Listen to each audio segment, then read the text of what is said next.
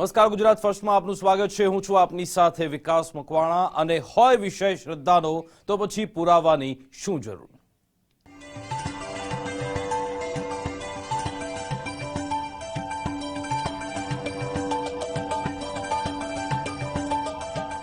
શ્રદ્ધા અને અંધશ્રદ્ધા એ બે વચ્ચે પાતળી ભેદરેખા છે. આજના યુગમાં ચમત્કાર અને શ્રદ્ધાના નામે કેટલાય એવા ઠગ ભગતો જે પોતાની હાટડીઓ ચલાવતા હોય છે. એક સમાચાર અમને ઉનાથી મળ્યા છે. ઉનામાં એક જગ્યાએ ગણપતિની મૂર્તિ પ્રસ્થાપિત કરવામાં આવી છે અને એ મૂર્તિ સચોટ જવાબ આપે છે. હા કે ના માં જવાબ આપતી આ મૂર્તિની ચર્ચાએ જોર પકડ્યું છે. જો તમારા પ્રશ્નનો જવાબ ભગવાન આપવા માંગે છે અને સચોટ આપવા માંગે છે તો આ મૂર્તિ હળવી ફૂલ થઈ અને ઉપડી જાય છે. પણ એ જ મૂર્તિને જો પૂછવામાં આવે અને જવાબ આપવા ઈચ્છતા ન હોય અથવા તો એ જે વાત છે એમાં તથ્ય ન હોય તો એ મૂર્તિ ભારેખમ થઈ જાય છે અથવા તો જે રીતે કહીએ એ રીતે મૂર્તિ જવાબ આપે છે. એટલે આ જવાબ આપતી મૂર્તિની સત્યતા ચકાસવા ગુજરાત ફર્સ્ટની ટીમ ઉના જવા નીકળી છે. અમે લોકો ત્યાં જઈશું, જાતે નક્કી કરીશું, જાતે પ્રશ્નો પૂછીશું અને આ જે વાત છે તેની સત્યતા ચકાસવાની કોશિશ કરીશું. તો ગુજરાતમાં આ ચમત્કારની ખૂબ જ ચર્ચા થઈ રહી છે. અને આખરે આ ચમત્કાર છે શું? આખરે અહીંયા કેવી રીતે ચમત્કાર થાય છે? લોકોની અહીંયા શ્રદ્ધા શું છે તે જાણવાનો ગુજરાત ફર્સ્ટે પ્રયત્ન કર્યો છે. પરંતુ આ પ્રયત્નમાં ક્યાંય પણ અમે પ્રમાણપત્ર નથી આપી રહ્યા. જી હા, આમાં કઈ અમે સર્ટિફિકેટ નથી આપતા કે આ શ્રદ્ધા છે કે પછી અંધશ્રદ્ધા છે કે કોઈ ચમત્કાર થઈ રહ્યો છે કે પછી કોઈ અજાયબી છે, એવું અમે કશું જ કહેવા નથી માંગતા. પરંતુ ચારે બાજુ આ ચમત્કારની ચર્ચા થઈ રહી છે. એટલા માટે જ વિડીયોના માધ્યમથી ત્યાં અમારા સંવાદદાતા પહોંચ્યા છે. ત્યાં વાતચીતના માધ્યમથી આખો જે ચમત્કારની જે ચર્ચા થઈ રહી છે તેનો એક આખો વિશેષ અહેવાલ તમને અમને બતાવશું. એટલા માટે જ અમે અમારા સંવાદદાતા વિનોદ દેસાઈને ત્યાં મોકલ્યા છે. હકીકતમાં અહીંયા એવું થાય છે કે અહીંયા એક પથ્થર છે અને આ પથ્થરને અહીંયા લોકો શ્રદ્ધાથી પૂજે છે. દાવો એવો થાય છે કે જો તમે આ પથ્થરને સવાલ પૂછો છો તો આ પથ્થર તમને જવાબ આપે છે. જી હા, તે વિશે તમને એક આખો વિશેષ અહેવાલ થોડીક જ મિનિટોમાં તમારા સુધી પહોંચશે. ત્યાંના વિડીયો પણ તમે જોઈ શકશો, એ પથ્થરના દર્શન પણ તમે કરી શકશો અને પછી તમે પોતે નક્કી કરજો કે આખરે આ શ્રદ્ધા છે કે પછી અંધશ્રદ્ધા છે, કોઈક વૈજ્ઞાનિક અજાયબી છે, કોઈ ચમત્કાર છે, એ બધું અમે તમારા પર છોડીશું. પરંતુ આ એ પથ્થર છે જેને લોકો માની રહ્યા છે કે ગણપતિ દાદા છે. જી, આ પથ્થરને લોકો કહી રહ્યા છે તેને ગણપતિ દાદા તરીકે પૂજવામાં આવે છે. બાપ્પાની આ મૂર્તિની એક ઝલક મેળવવા માટે સૌ કોઈ આતુર છે. હવે આ મૂર્તિ આવેલી છે ઉનામાં. ઉનામાં આ એક આખો વિસ્તાર છે. ત્યાં મોટી સંખ્યામાં લોકો પહોંચતા હોય છે કારણ કે દૂર દૂર સુધી તેના આ સમાચાર, તેની ખ્યાતિ ફેલાયેલી છે. દાવો એવો થાય છે કે જો તમે અહીંયા બેસો છો, પોતાના મનથી, તમે પ્રામાણિકતાથી, ભક્તિભાવથી જો તમે કોઈ સવાલ પૂછો છો તો પછી આ પથ્થરના માધ્યમથી તમને એક જવાબ મળતો હોય છે. જી હા, તમને જવાબ એ રીતે મળે છે કે આ જે મૂર્તિ છે, જે પથ્થર કહેવામાં આવે છે, એકદમ હલકી ફૂલ થઈ જાય છે અને જો જવાબ ના હોય છે તો પછી તે મૂર્તિ હલતી જ નથી. આ એક એવી મૂર્તિ છે જેની સૌરાષ્ટ્રભરમાં ચર્ચા શરૂ થઈ છે. ઉનામાં ગણપતિ બાપ્પાનો ચમત્કાર થતો હોવાનો દાવો છે અને એક એવી આ મૂર્તિ છે જે પડે પડમાં ફૂલ જેવી હળવી થઈ જાય છે અને એક પળમાં ભારે ભરખમ પણ થઈ જાય છે. જી હા, સામાન્ય દેખાતા પથ્થરમાં ભક્તોને દુંદાળા દેવ દેખાઈ રહ્યા છે. જોકે ગુજરાત ફર્સ્ટ આ કથિત ચમત્કાર અંગે કોઈ દાવો નથી કરતું. ગુજરાત ફર્સ્ટનો આશય ચમત્કાર અંગે માત્ર અહેવાલ દર્શાવવાનો છે. પથ્થરની મૂર્તિ ક્યારેક ઊંચકી શકાય છે તો ક્યારેક ઊંચકી શકાતી નથી અને એટલા માટે જ તે જાણવા માટે ગુજરાત ફર્સ્ટના સંવાદદાતા વિનોદ દેસાઈ ત્યાં રૂબરૂ પહોંચ્યા છે અનુભવ કરવા માટે, અને તેમણે પણ પ્રત્યક્ષ અનુભવ કર્યો છે. ગુજરાત ફર્સ્ટના સંવાદદાતાએ આખરે ત્યાં શું અનુભવ્યું, તેમણે ત્યાં શું તે જાણ્યું, તે કેમેરામાં કેદ થઈ ચૂક્યો છે. થોડીક જ મિનિટોમાં તમારી સમક્ષ આખો અહેવાલ છે તે આવશે. ન માત્ર અહેવાલ પરંતુ ત્યાં જે પહોંચનારા ભક્તો છે તેમનું શું કહેવું છે, તેમણે શું અનુભવ્યું, આખરે આ કઈ રીતે આ મૂર્તિ સામે આવી, લોકોને કઈ રીતે ખબર પડવા માંડી કે અહીંયા ચમત્કાર થઈ રહ્યો છે, એક એક વિગત એક એક બારીકાઈથી તમામ માહિતી તમારા સુધી પહોંચવાની છે. અને અમે આ અહેવાલ એટલા માટે દર્શાવી રહ્યા છે કારણ કે કહેવામાં આવી રહ્યું છે કે આ જે મૂર્તિ છે સાક્ષાત દુંદાળા દેવ છે, સાક્ષાત ગણપતિ ભગવાન છે. પરંતુ આખો અહેવાલ જોયા બાદ તમે નક્કી કરજો કે ભાઈ આ તમારી શ્રદ્ધા છે કે અંધશ્રદ્ધા છે કે પછી ભક્તિભાવ છે, કોઈ ચમત્કાર છે કે પછી વૈજ્ઞાનિક અજાયબી છે. 21મી સદીમાં આપણે ચોક્કસથી વિજ્ઞાન અને ટેકનોલોજીના યુગમાં પ્રવેશી ચૂક્યા છીએ, પરંતુ સૌ કોઈ માનીએ છીએ કે કોઈક એવી દૈવી શક્તિ છે, કોઈક એવી એનર્જી છે, કોઈક એવો પાવર છે જે આપણી સૌની વચ્ચે છે અને તેના થકી જ આખી આ દુનિયા ચાલે છે. જો કે આવો વધુ એક આવો દાવો થયો છે ઉનામાં. હવે આપણે ઉનાનો આખો અહેવાલ જોઈશું કે કઈ રીતે આ મૂર્તિ અહીંયા પ્રસ્થાપિત થઈ, કઈ રીતે મૂર્તિ ચમત્કાર કરે છે, તે દાવા શું છે, શું પ્રતિદાવા છે, શું અનુભવ અમારા સંવાદદાતાએ કર્યો તે તમે જોઈ લો. મૂર્તિની નીચે કશું છે કે નહીં, મેગ્નેટ કે કોઈ ટ્રીક છે કે નહીં, તેની પહેલા આપણે ચકાસણી કરી લઈશું.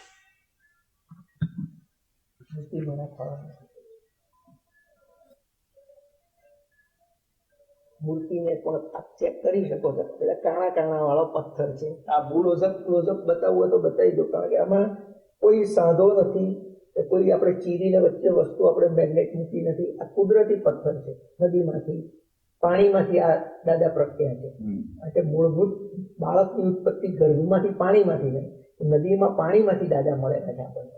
એમણે જે કહ્યું એ રીતે મળેલા છે. આ બધું આપણે સામાન્ય જનતાને બતાવી દેવાનું છે. અમે તો પહેલા કોથળા પર રાખતા હતા, પછી એમ તો આપણા કરતા દાદા ઊંચા બેસવા જોઈએ એટલે ગાદી મૂકી.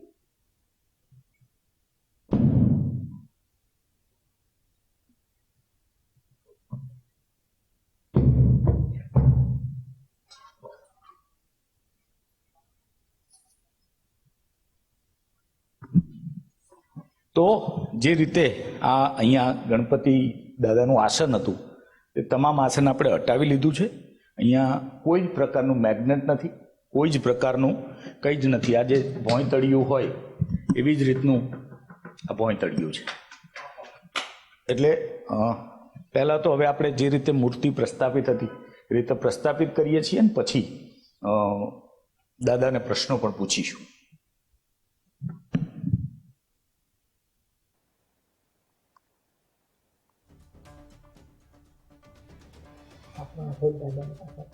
નમસ્કાર.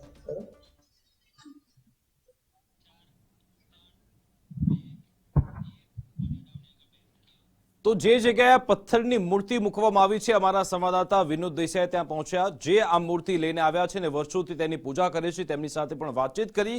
અમારો પહેલો આશય, પહેલો હેતુ એ જ હતો કે ક્યાંક તો અહીંયા કોઈ એવા સાધન તો મૂક્યા નથી ને, ક્યાંક એવું કોઈ મેગ્નેટ નથી, અથવા તો આ મૂર્તિને એવી રીતે ઓપરેટ તો કરાતી નથી ને, એટલા માટે જ અમારા સંવાદદાતાએ જે આસન હતું તે હટાવ્યું, તે જે સર સામાન છે તે પણ હટાવ્યો, તેની આસપાસ, તેની નીચે, આજુબાજુ ચારે બાજુ તેમણે જોયું, પરંતુ ક્યાંય કશું જ નહોતું. એટલે કે એવું લાગી રહ્યું છે કે આ મૂર્તિને, આ પથ્થરને ક્યાંયથી પણ ઓપરેટ કરાતું નથી, કોઈની સાથે કનેક્ટેડ નથી, ક્યાંય કોઈ સાધન નથી. તો સવાલ એ થાય કે આખરે આ મૂર્તિ અચાનક હલકી ફુલકી થઈ જાય, અચાનક ભારે થઈ જાય, તે પણ કેવી રીતે થાય છે તે જાણીશું ને સાથે સાથે જે આ મૂર્તિ લાવનાર જે વ્યક્તિ છે તેમની સાથે પણ સંવાદ કરીશું. પહેલાં તો પ્રોફેસર સાહેબ તમારી જોડે વાત કરીએ તો આ પ્રકારે થઈ શકે એવી અનુભૂતિ તમને ક્યાંથી થઈ? હું વર્ષોથી એક મારા મગજમાં હતું કે ભાઈ આપણે દેવ પ્રગટી શકે છે તો એક રામાયણની પ્રસિદ્ધ ચોપાઈ છે કે હરિવ્યાપક સર્વત્ર સમાના પર પ્રેમ સે પ્રગટ હોય મેં જાના. જ્યાં પ્રેમ તત્વ છે ત્યાં ઈશ્વર પ્રગટ થાય છે. બીજું, મનની શુદ્ધતા હોય ત્યાં ઈશ્વરને આવવું ગમે છે. નિર્મલ જન યાં સો મોહી પાવા, મોહે કપટ છલ છિદ્ર ન ભાવા. જો તમારું મન શુદ્ધ હશે તો ઈશ્વર પ્રગટી શકે છે. એટલે મેં નાનપણથી એક વસ્તુ, આપણે ખોટું કંઈ કર્યું તો આપણે કહી દઈએ કે મેં ખોટું કર્યું છે, મેં પાપ કર્યું છે, આપણે કન્ફેસ કરી લઈએ. તો એ વસ્તુ દાદાને પહેલેથી ગમી અને દાદાએ એક વસ્તુ સ્વીકારી કે ભાઈ તારું મન શુદ્ધ છે તો મારે તારે ત્યાં હું આવીશ ભવિષ્યમાં. હું કૃષ્ણનો ઉપાસક છું, ભાગવત કથા કરું છું, પણ ગણપતિ દાદાની વર્ષોથી નાનપણથી સૌથી પહેલું આપણા હિન્દુ ધર્મમાં, સનાતન ધર્મમાં 5 તત્વોની જે પૂજા થાય, 5 દેવોની, એમાં ગણપતિ દાદાની થાય. એટલે નાનપણથી ગણપતિ દાદા પ્રત્યે ખૂબ ભાવ. મારા માસા પણ પ્રવીણચંદ્ર ચંપકલાલ દીક્ષિત શિનોર એ ગણપતિ ઉપાસક, મારા સગા બનેવી સ્વર્ગસ્થ પ્રકાશ કુમાર કાંતિલાલ પંડ્યા પણ ગણપતિ દાદાના ઉપાસક, આખો પરિવાર બોમ્બે સિદ્ધિ વિનાયકના. એટલે એ લોકોએ એક બીજ રોપેલું, વિચાર બીજ, અને એ વર્ષોથી સાહેબ હું ગણપતિ અથર્વશીર્ષ, ગણપતિ અષ્ટક સ્તોત્ર, પછી જે ગણપતિના પાઠ, એ બધું હું કરું, નારદ રચિત સ્તોત્ર, ને એ બધાની ફલશ્રુતિ સ્વરૂપે મને એક વિશ્વાસ બેઠો હતો કે દાદા 100% મારે ઘેર આવશે, પણ કઈ રીતે આવશે એ મને ખબર નથી પડતી. આપણે એ પણ ચર્ચા તમારી સાથે કરવી છે, પણ હવે પ્રશ્નો પૂછવાનો, આપણે દાદા જોડેથી કેવી રીતે જવાબ મળે છે એ પૂછવું છે, અને એની પણ આપણા દર્શકોને આપણે ખરાઈ કરાવી છે. તો પહેલો પ્રશ્ન દાદા, મને એ કહો ખાલી ટૂંકમાં કે કેવા પ્રશ્નોના દાદા જવાબ આપે છે? તમારા કોઈ પણ વ્યક્તિના વ્યક્તિગત કોઈ પણ પ્રકારના પ્રશ્નો હોય, એના આર્થિક, સામાજિક, ધાર્મિક, જે ગૂંચવાતા હોય, વર્ષો સુધી એ પ્રશ્નનો કોઈ ઉકેલ ના આવ્યો હોય, બધે જ ફર્યા હોય, વ્યક્તિ જ્યાં જ્યાં જવાનું હોય ત્યાં બધે ગયા હોય, પણ જવાબ નથી મળ્યા, અને છેલ્લે નિરાશ થાય. લાખોના ખર્ચામાં લોકો ખાડામાં ઉતરી ગયા હોય, વિધિઓ કરીને થાક્યા હોય. અહીંયા કોઈ પણ પ્રકારની વિધિ અમે આપતા નથી, કોઈ દોરો આપતા નથી, કોઈ તાવીજ નથી આપતા, કોઈ બાધા નહીં, કોઈ આખડી નહીં, કશું જ નહીં. ભાઈ તમે કર્મ કરો, અને જે મને એટલી ખબર પડે કે ભાઈ આ વસ્તુ અને ખૂટે છે, તો એ વિધિ તમે કરો એટલે તમને રિઝલ્ટ મળે. બીજું હું પોતે કોઈ પણ પ્રકારનું કર્મકાંડ, કોઈ પણ પ્રકારની વિધિઓ કરતો નથી. એટલે જવાબ તમને મળી જ જાય, 100% મળી જાય. તમારી શ્રદ્ધા છે તો દાદા તમને બધાને જવાબ આપે છે. 20% એ લોકોને નથી આપતો જેના મનમાં કોઈ પણ પ્રકારની અશુદ્ધતા હોય. સાહેબ, સોનોગ્રાફીમાં બાળક છે એ ડૉક્ટર ઓળખી શકે છે, તમેનું સામે બેઠો પણ આપણને ખબર નથી પડતી. તો આ સોનોગ્રાફી મશીન જ કહેવાય. એ સામેવાળાના મનમાં કોઈ પણ પ્રકારનું એ હોય નેગેટિવ, એ તરત પકડી લે છે. એટલે જે રીતે એક માણસ બીજા માણસને જવાબ નથી આપતો, એક ભાઈ બીજા ભાઈને જવાબ નથી આપતો, એ રીતે આ દાદા એને જવાબ નથી આપતા, પણ છતાંય બાપના સ્થાને છે. એટલે એમની સાથે આવેલા કોઈ પણ વ્યક્તિને એ એના વતી, એના પેલો ભલે જે સામેવાળો જેને જવાબ દાદાએ ના આપ્યો, મૂર્તિ ના ઉચકાઈ કે ચોટી, તો એના જવાબો એના સાથે આવેલા કોઈ પણ વ્યક્તિને આપે છે.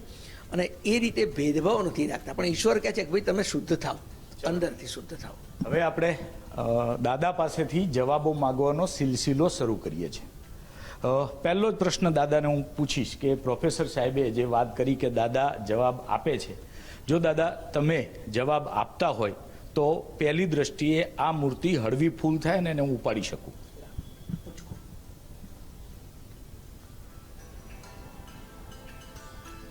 મૂર્તિ હળવી ફૂલ થઈ ગઈ છે, મૂર્તિ હળવી ફૂલ થઈ.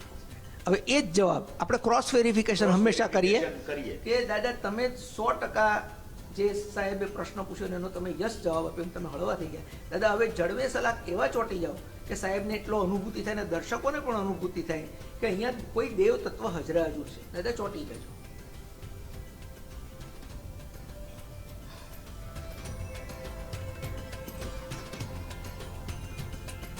સાહેબ આપ જે વસ્તુની આપણે શરૂઆત કરી હતી પ્રશ્નો પૂછવાની, પહેલો જ પ્રશ્ન જે પૂછ્યો હતો કે દેવ તત્વ છે કે નહીં, એમાં પહેલા પ્રશ્નના જવાબમાં જે રીતે મૂર્તિ હળવી ફૂલથી અને ઉપડી ગઈ, એ જ મૂર્તિ છે, એ જ જગ્યા છે, અને એ જ ઉચ્ચાકનાર વ્યક્તિ હું છું. એ મૂર્તિ ત્યાં નથી ઉચકાઈ, મારાથી ચોંટી ગઈ છે. હવે આપણે આગળ પ્રશ્નોનો સિલસિલો પ્રોફેસર સાહેબ શરૂ કરીએ તો જનરલી એટલે એક એમનો એવો દાવો છે કે હજી સુધી આપણે એવા જનરલ પ્રશ્નો પૂછ્યા નથી. વ્યક્તિગત પ્રશ્નો જે મારા હોય એ જ મારે પૂછવાના થાય. તો દરેક વ્યક્તિને પોતાની, હું મારો પ્રશ્ન તમારા માધ્યમ દ્વારા પૂછાવડાવું, કારણ કે તમે શુદ્ધ હૃદયના છો. મારો સન આગામી 2025ના વર્ષમાં ગુજરાત જીપીએસસી પરીક્ષામાં ક્લાસ 2 ઓફિસર થાય છે, એ કન્ફર્મ હોય દાદા, તો વિનોદભાઈને જવાબ આપો, મૂર્તિ ઉંચકાઈ જાય.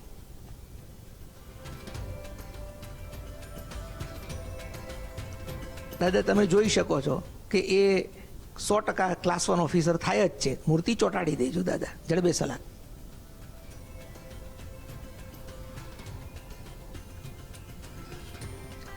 દાદા કેટલીક વસ્તુ અત્યારે મારે પૂછવી નથી, પણ મારી સાથે જે મિત્રો છે બધા એ લોકોને પણ આ અનુભવ થયેલા છે. અને તમે દરેકની વાત સાંભળો છો, મનમાં રહેલી એ વાત સાંભળો છો. તમે દાદા કોઈના મનમાં કોઈ વાત હોય તો પણ તમે સાંભળો છો, અને મનમાં જે વાત હોય એ સાંભળીને તમે 100% જવાબ આપતા હોય તો દાદા મૂર્તિ ઉચકાઈ જાય. મનની વાત પણ તમે વાંચી શકો છો.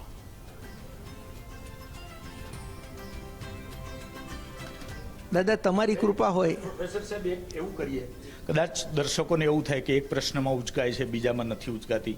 હવે જે પ્રશ્ન કન્ટિન્યુ ઉચકાય એ રીતે રાખવું, એ રીતે કરીએ તો એટલે ફાઇનલ જવાબમાં આપણે કહીએ કે દાદા ચોટી જાય. હા, એટલે આપણે જ નક્કી કરી, માનો કે 2 વખત કહીએ કે મૂર્તિ ઉચકાઈ જાય, પછી 2 વખત, તો એને વધુ ઓથેન્ટિક. જી જી જી જી. તો આપણે જે અત્યાર સુધીનું કન્ફર્મેશન, હમણાં મારાથી મૂર્તિ ઉચકાઈ ગઈ હતી, અત્યાર સુધી જે પણ જવાબો આપ્યા છે બધા સાચા હોય તો હું ફરી એ જ મૂર્તિને ઉંચકી શકીશ. દાદા ઉચકાઈ જજો. દાદા એ તમામ જવાબો તમે જે વિનોદભાઈને આપે કન્ફર્મ હોય તો મૂર્તિ ચોટાડી દેજો.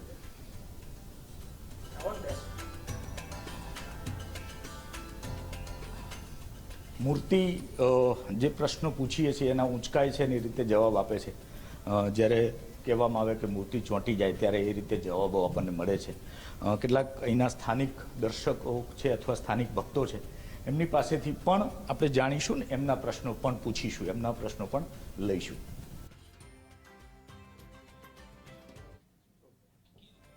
તો તમે જોયું ને કે કઈ રીતે અહીંયા એક જે મૂર્તિ છે, જેવો પ્રશ્ન પૂછવામાં આવે છે, જો જવાબ પોઝિટિવ છે તો મૂર્તિ એકદમ હળવી ફૂલ થઈ જાય છે, એકદમ ઉચકાઈ જાય છે. પરંતુ જો જવાબ ના આવે છે ને પછી એવું કહેવામાં આવે છે કે આનો જવાબ નેગેટિવ છે, તો મૂર્તિ ત્યાં ને ત્યાં જ રહે છે, ત્યાં જ મૂર્તિ ચોંટી જાય છે. અમારા જે સંવાદદાતા છે વિનોદ દેસાઈ, તેમણે 2 વાર પ્રયત્ન કરી ચૂક્યો, તેમણે પોતે પણ કેટલાક સવાલ પૂછ્યા તો પણ એમને જવાબ હા અને ના એવી રીતે મળ્યો છે. આ તો વાત થઈ તેમના પ્રત્યક્ષ અનુભવની, પરંતુ ત્યાં આવનાર જે સ્થાનિકો છે, ત્યાં કેટલાક જે ભક્તો પહોંચ્યા, આસપાસના જે લોકો છે, તેમનો પણ અનુભવ આ મૂર્તિ જે દુંદાળા દેવ કહેવામાં આવે છે તેને લઈ તેમનો અનુભવ શું છે તે પણ સાંભળી. ગણપતિ દાદાને તમારા મનોમનથી કોઈ ઈચ્છા કે કોઈ દુઃખ દર્દ એ તમે જણાવો, મનોમનથી જણાવો કે બોલીને જણાવો, તો એ સાક્ષાત સાંભળે છે. અને એ પથ્થર જ છે, તમે જોવો તો એક પથ્થર જ દેખાય છે, પણ એમની અંદર ઘણા બધા, આમ તો ઝાઝા બધા ભગવાન વસેલા છે. એ તમે કોઈ દુઃખ દર્દ તમારા જણાવો તો એ તમે એમ બોલો કે મારું દુઃખ દર્દ તમે સાંભળ્યું તો હળવું થઈ જા, તો આપણે ઉચકી રહીએ છીએ માથાથી ઉપર. અને પછી આપણે એમ કહીએ કે જો જે પાછી વાત સાચી છે તો એકદમ વજનવાળું થઈ જાય, તો આપણે ઉપડી નથી શકતા. એકદમ ગમે એટલી મહેનત કરીએ તો એ જરીક પણ ઊંચું નથી થતું એ પથ્થર. ઉંબા ગયા હતા સૌ પ્રથમ દર્શન કરવા માટે. ત્યાંથી અમે જ્યારે ઉંબાથી દર્શન કરીને આવ્યા, ત્યારબાદ મારા મનની અંદર ગણપતિ દાદાએ એક એની રીતે મને મનથી કહ્યું કે તમારે ત્યાં પણ આવવું છે. પછી જે અમારા ત્રિવેદી સાહેબ છે એની સાથે મેં આ વાત કરી કે ત્રિવેદી સાહેબ, આપણે ત્યાં જે ઉંબા ગણપતિ દાદા છે, આપણે ત્યાં એમને પધારવું છે. એ બાદ પછી અમે ઉનાની મચુંદરી નદીમાં તપોવન મંદિરની પાછળના ભાગમાં અમે ગયા. ત્યાં ત્રિવેદી સાહેબને દિવ્ય દ્રષ્ટિથી ગણપતિ દાદા અત્યારે હાલ જસરાજનગરમાં પધારેલા છે. મૂર્તિમાં ખરેખર પ્રાણ હોય એવું લાગ્યું. આમ પથ્થરની મૂર્તિ છે.